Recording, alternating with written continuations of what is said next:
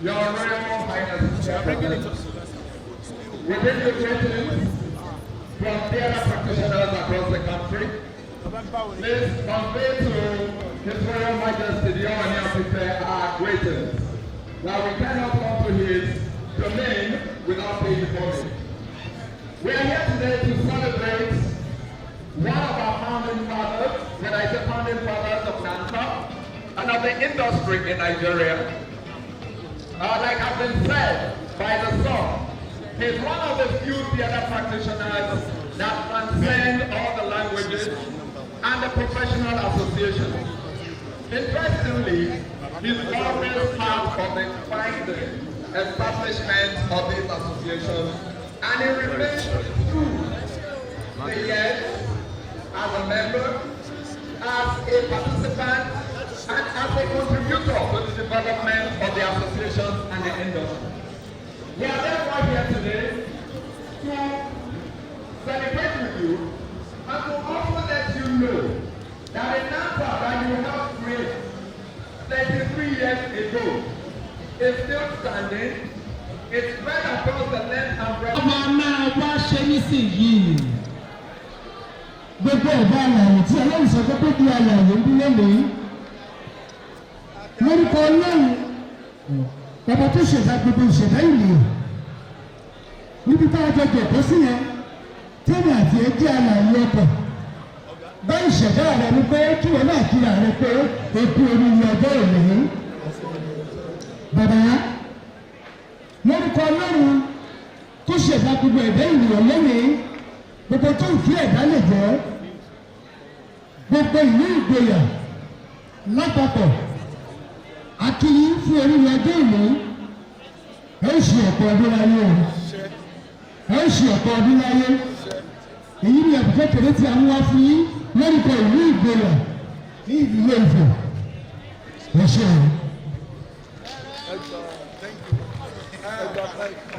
Mo kí yín o ìgboyà community. Ìlú ìgboyà agbègbè ìgboyà ní ìlú Ilé Ifẹ̀ kò ní gbọ́dọ̀ ojú àṣà níbi àwòdì ìrọ́nà ẹ máa bẹ ọ̀bẹ ní tẹ̀sù àtẹ́lẹsẹ̀ ní tẹ̀ọ̀nà ẹ jọ bẹ́ o ìlú wa ìgboyà kò ní dàrú Ilé Ifẹ̀ kò ní dàrú àmọ́ mọ̀ ń ṣe mo dúpẹ́ o mo mọ̀ lóore o.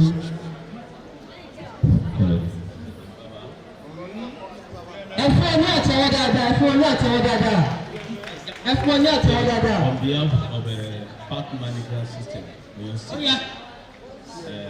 behalf of a chief vocal ability, auxiliary, fúnni kìíní sọ fún pé ọdọọdún làárọ̀ gbogbo, ọdọọdún làárọ̀ ọ̀sà, ọdún òní dúró.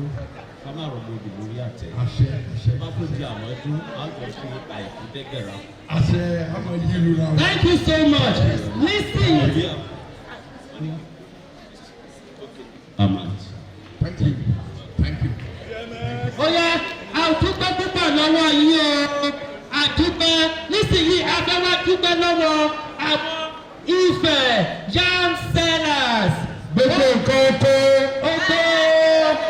Oh yeah. Akíní kú oríire fún ayẹyẹ tòní. Ẹgbẹ́ olóṣù Bínúkonú Yam Seller Ife branch. Bínúkonú Yam Seller Ife branch. Ẹ̀dúró ẹ̀bùn kékeré yìí àwọn ká fi ẹgbẹ́ wa ò ní dàrú o Bínúkonú ò ní dàrú o yóò ẹ̀ mọ̀ gbèrú sí ni o. Ìṣòro. Nísìnyí. Ẹ ṣe. DJ, please don't play anything for now. Please don't play anything for now. Ìṣù fami sí. Ìṣù ti kọ́lé ìṣù fami sí. Ìṣù ti rán màrèlú òyìnbó.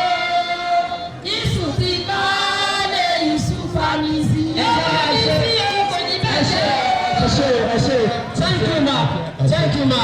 Ẹ jẹ́ ká pe ẹgbẹ́ oní ingredient. Gbogbo ẹgbẹ́ ingredient ẹ wọlé báyẹn straight láàrin ìṣẹ́jú kan pápápá ingredient ẹ wọlé báyẹn láàrin ìṣẹ́jú kan ẹ wọlé báyẹn láàrin ìṣẹ́jú kan ẹ jẹ́ kí gbogbo ẹgbẹ́ ìbílẹ̀ tó máa ṣe bẹ́ẹ̀ tó máa múra sílẹ̀. Lẹ́yìn náà ẹgbẹ́ aláta.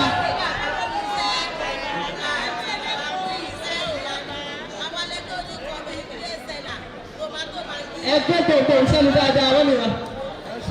Ẹ ṣe ẹgbẹ́ lẹ́nubọ̀. Thank you very much.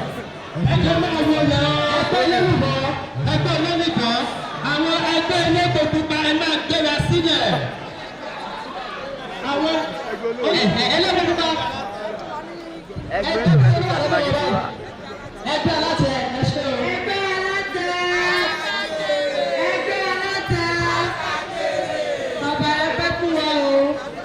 Ṣàmọ̀dún o, pẹ́pẹ́pẹ́ lewé ẹyá sára ẹ̀pẹ́ o, ètè báyìí ló lékè tẹ́ òde, ẹ̀ ní fọmọ ṣé o, ní fọmọ tún lè yí o, ọgbà lọ́wọ́ gbogbo ẹgbẹ́ alátẹ̀mí lè jù.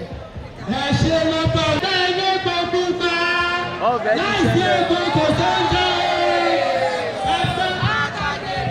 Ẹgbẹ́ ṣe yẹ mọ̀ sí. Epo ni yóò fi ṣe gómìnà. Ẹgbẹ́ bá ti di ilé ìwé ọ̀rọ̀ ìṣàlẹ̀. Gómìnà ó ṣe bẹ̀, epo ni ó fi ṣe. Epo.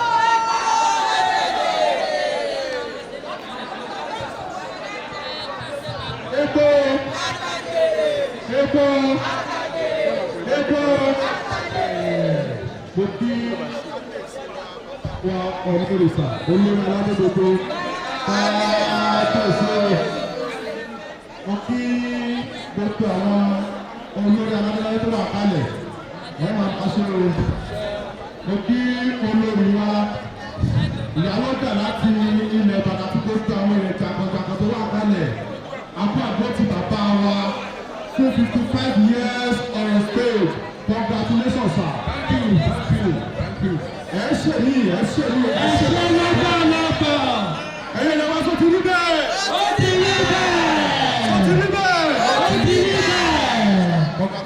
Orúkọ ẹgbẹ́ elépo patilẹ̀ Oòduà tí èmi Babalọ́jà Mọ́rọ̀ ní international market tí mo jẹ́ alága wọn àfún bàbá ní ẹ̀bùn kékeré yìí lọ́dún yìí tó bá máa dọdún tí ń bọ̀ ó máa jù báyìí lọ. Ẹ ṣe dúpọ̀. Bàbá wa bàbá Peter Fatomilola ẹ̀ ń tàná wa lọ́dún yìí ẹ̀ tún tà lọ́dún tó ń bọ̀ o. Àwọn náà lè fi yó àti gbogbo àwọn táwọn akálẹ̀ Ẹ ṣe o. ẹ̀kú ìnáwó o. Nísìnyí, gbogbo àwọn ẹgbẹ́ oníṣòwò ọmọ dáadáa, ẹ dúpọ̀ gbogbo